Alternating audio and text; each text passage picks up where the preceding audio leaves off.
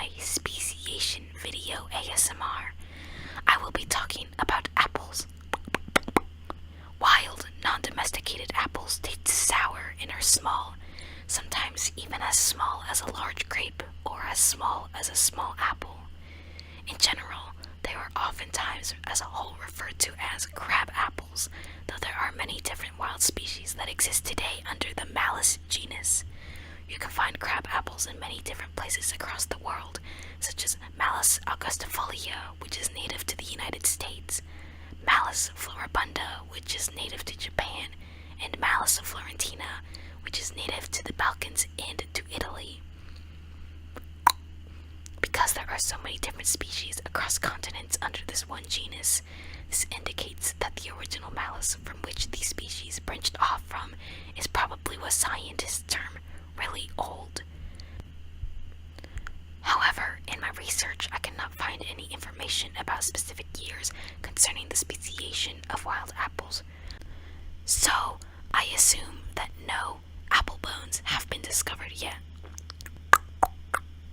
One reason why there are so many species in the Malus genus is because apples are very stupid and cannot self-pollinate, so they have to be cross-pollinated by insects in order to reproduce. Also, apples are what are called extreme heterozygotes, meaning that heterozygous organisms are really different from their parents.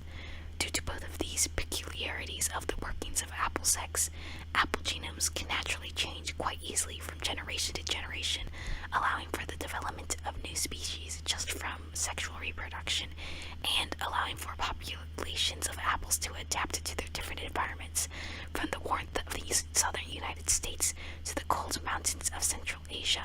In other words, geographic isolation based on different climates. If you want to be fancy, you could refer to this sort of evolution as gradualism. Because apple evolution occurs so easily, speciation is still technically occurring today. Now, we shall talk about the domesticated apple that we eat, aka Malus domestica / Malus pumila.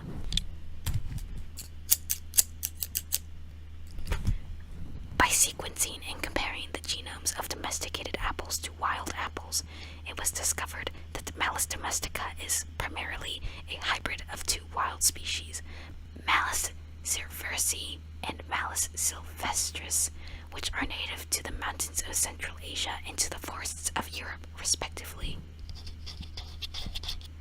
Apple domestication began in about 2000 BC, and it primarily spread through Eurasia via the Silk Road, so there are mentions of cultivated apples in Norse mythology, Greek mythology, and the Arabian Nights. As with all domesticated crops that have undergone artificial rather than natural selection, the selective pressure for Malus domestica was just whatever humans thought tasted good.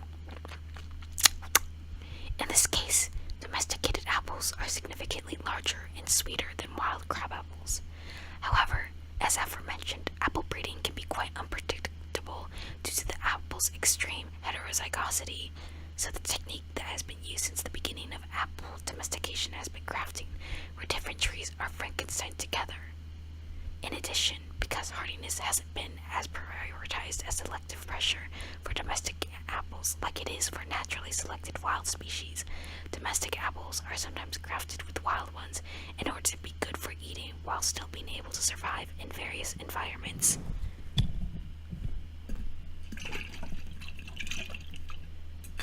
I hope you enjoyed my video. Make sure you smash that like and subscribe button, and don't forget to leave a comment below. Stay tuned for more quality ASMR content.